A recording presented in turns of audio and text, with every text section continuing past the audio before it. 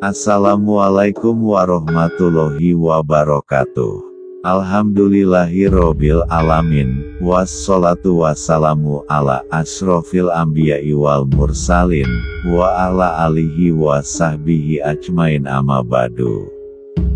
Pertama-tama, marilah kita semua panjatkan puji syukur kehadirat Allah Subhanahu wa Ta'ala yang telah melimpahkan rahmat-Nya kepada kita. Ketemu lagi di channel saya, GIEX Fishing, yang menyajikan tentang memancing, legenda, ramalan, dan sejarah. Dukung terus channel saya dengan klik tombol subscribe dan getarkan loncengnya agar mendapatkan video-video terbaru dari saya. Siapakah Ratu Adil yang dinanti-nanti? Setelah sekian lama berjalan di jalur spiritual, akhirnya terkuak sudah siapa Ratu Adil. Ratu Adil bukanlah seorang pemimpin, tetapi Ratu Adil adalah orang yang mempersiapkan dan membuka jalan bagi ksatria yang akan memimpin negeri ini.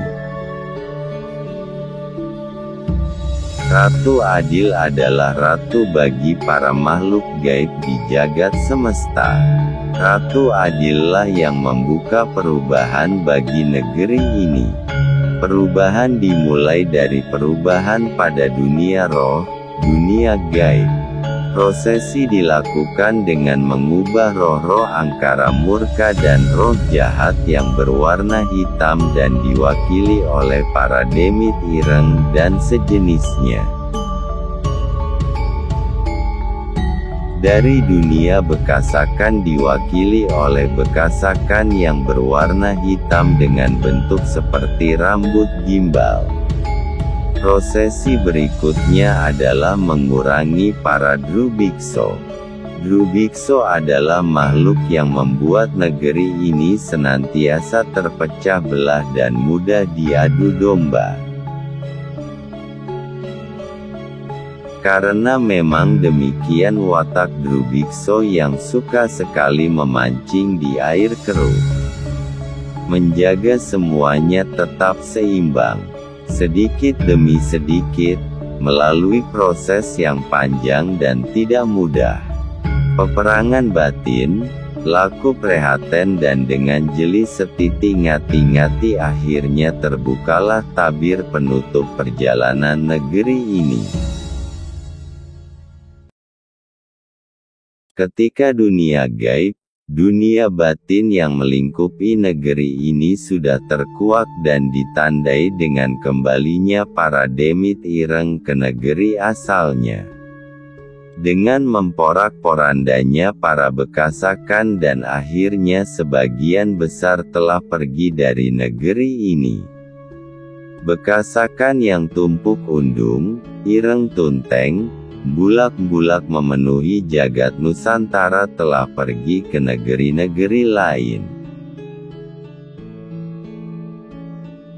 Dimensi bekasakan berada pada dimensi yang sama dengan manusia.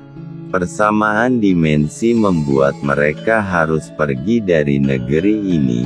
Tidak ada pilihan lain buat mereka daripada hancur lebur, tidak selamat terkena pukulan gaib sang Ratu Adil. Ratu mempunyai bandul kencono yang mampu membuat keseimbangan di semua bagian kehidupan. Menimbang dengan adil, memandang dengan jernih setiap persoalan, bisa melihat pada proporsinya, objektif tanpa memihak satu dengan yang lainnya. Bandul kencono yang mampu memukul abis angkara murka, membasmi roh-roh kejahatan. Kotak hitam dan permadani hitam adalah piranti seleksi manusia, sama dengan yang dimiliki Romo BK. Alat-alat ini mampu melihat sisi manusia secara utuh lahir dan batin. sehingga Ratu Adil bisa membedakan dengan jelas mana yang berintegritas dan mana yang penjilat. Berikutnya adalah cakra manggilingan. Cakra manggilingan yang disimbolisasi dengan Tugu Monas oleh BK. Sebenarnya cakra manggilingan di dunia gaib adalah alat yang selalu berputar, demikian juga Panembahan Senopati juga memiliki alat yang sama. Yang membedakan cakra manggilingan Romo BK adalah pada ujungnya berwarna kuning kemerah-merahan dengan sinar keemasan. Perlambang kekuatan api, simbol dari keperkasaan para lelaki. Sedangkan Romo Panembahan Senopati menggunakan cakra manggilingan dengan batu langitan berwarna biru langit. Sedang simbolnya adalah kubah masjid dengan lubang angin yang selalu berputar seperti yang tampak di negeri Arab Saudi. Warna biru langit atau biru laut adalah simbol air dan udara. Simbol penguasaan lautan dengan ditandai takluknya Gusti Ratu Kidul kepada Romo Panembahan Senopati. Cakra manggilingan yang ketiga dimiliki oleh Gusti Ratu Tribuana Tunggadewi dengan simbol cahaya berwarna putih, melambangkan kesucian, kelembutan dan kebeningan hati. Cakra manggilingan adalah simbol mesin perubahan jagat atau negeri.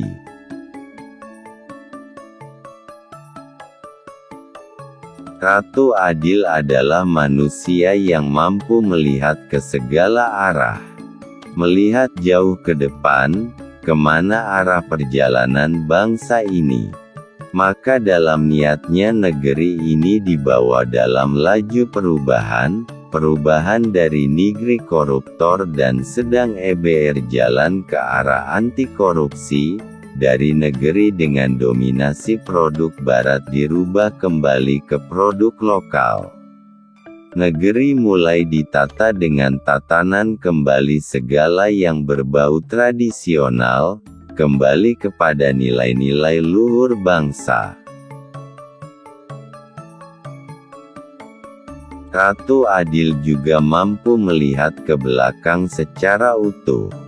Kemampuannya berkomunikasi dengan para leluhur dan pendiri negara-negara besar di Nusantara ini membuat Ratu Adil mampu memahami bahasa dan makna filosofi yang terkandung di dalam simbol-simbol lambang negara ini.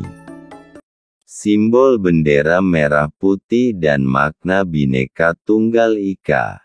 Makna sejahtera lahir dan batin. Simbol-simbol gaib dalam setiap peristiwa. Ratu Adil mampu menguasai semua energi yang terkandung di dalam 4 unsur alam, yaitu air, api, tanah dan udara. Kemampuan yang jarang dimiliki adalah kemampuan energi cahaya. Maka bersiaplah negeri ini memasuki masa cahaya, menjadikan negeri ini negeri cahaya. Negeri yang akan bersinar bagai mercusuar yang akan menjadi kiblat tatatan, kedamaian, ketentraman dan kebahagiaan, negeri Gemah Ripah Loh Jinawi, Toto Tentrem Kerto Raharjo. Ratu Adil, hanya kata ratu yang bisa menunjuk kepada seseorang bahwa pemegang jabatan ini adalah seorang wanita. Seorang wanita yang sudah genep dan jangkep. Yang sudah mengalami proses laku lahir dan batin. Kemampuan intelektualitas nyata dan kemampuan oleh spiritual. Penggabungan keduanya mampu membuka simpul-simpul antara dunia gaib dan dunia nyata yang bisa membuka jalan bagi sebagian besar masalah negeri ini. Jika Ratu Adil menghendaki bisa mengangkat seorang pemimpin secara spiritual, memenangkan pilkada, bahkan pilpres. Ratu Adil dengan segenap kemampuannya tetap diam dan tersembunyi di lorong negeri, menjadi pemangku dan damparing jagat Nusantara. Senantiasa belajar dan berdoa untuk kebesaran bangsa. Dalam diam dan selalu tetap bekerja secara batin, senantiasa mengikuti proses negeri yang sedang ditata, diwolak-walik untuk sebuah kebangkitan bangsa. Ibarat matahari saat ini negeri ini sedang fajar, persiapan memasuki subuh, bersiap untuk memendarkan cahaya remang-remang. Ikut dalam proses politik tetapi tetap tersembunyi, hingga nanti tiba saatnya menjadi pamomong agung, mendampingi calon pemimpin negeri. Arsitek dan desainer negeri yang sesungguhnya. Demikian, kiranya yang bisa saya sampaikan. Kurang lebihnya saya mohon maaf, jika ada salah kata yang terucap, dan atas perhatiannya, saya ucapkan terima kasih yang sebesar-besarnya. Akhir kata, saya ucapkan wassalamualaikum warahmatullahi wabarakatuh.